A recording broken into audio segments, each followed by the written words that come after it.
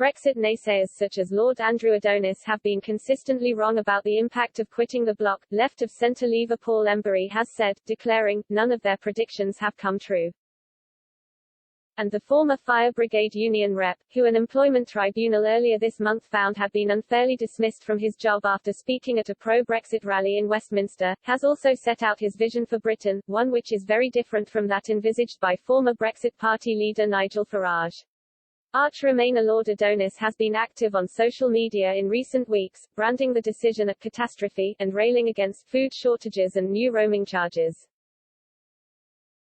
However, Mr. Embury remains unconvinced by the Labour peers' gloomy assessment. He told Express.co.uk, the truth is they were always going to portray Brexit as a disaster, we know that, we could have predicted that. Whatever went on in the first few months or the first couple of years after we left the EU, there was going to be a group of hardline EU fanatics who were going to argue that this is a disaster, this is what we told you what happened.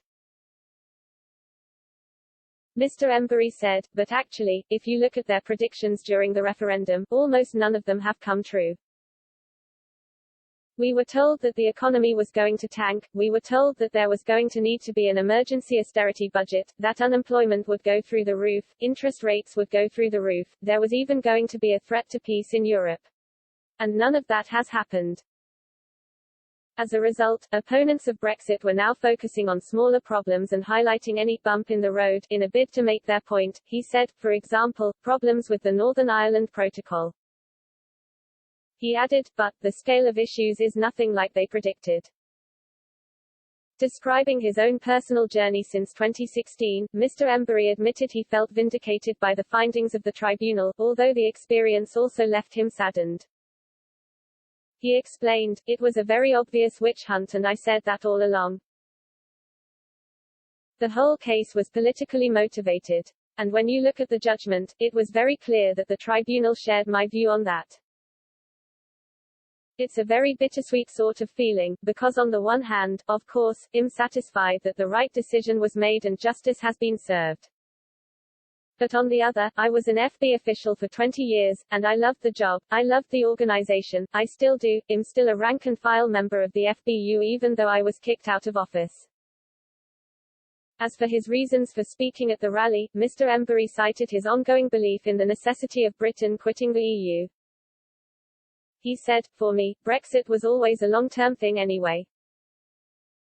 I voted for Brexit from a left-wing perspective. I felt that the EU was a very pro-privatization, pro-austerity, pro-market forces, bosses institution. I was part of that left-wing Eurosceptic group along with the likes of Tony Benn, Peter Shaw, Michael Foot and Barbara Castle, people like that, who were anti-EU not because they were Little Englanders but because they felt it was a capitalist club. So for me, I've always looked at it in the long term, trying to radically reorder our economy. And the bumps in the road that occur in the meantime will be dealt with. Mr. Embury said it was important for socialist Brexiteers such as himself to set out their priorities. A regular guest on GB News, he emphasized, I have a very different vision of post-Brexit Britain to Nigel Farage. Nigel Farage is very much a free trader, rolling back the policies of the state, allowing the free market to let rip privatization and that kind of thing. I'm very much the opposite. I believe in public ownership of utilities, for example, I believe in redistribution of wealth, I believe in full employment, I believe in government taking an active role in the economy and investing in industry. Much of that was something we couldn't do under the European Union so. He added, I would agree with the likes of Nigel Farage in terms of let's get out of the EU and govern ourselves, we both believe in self-government.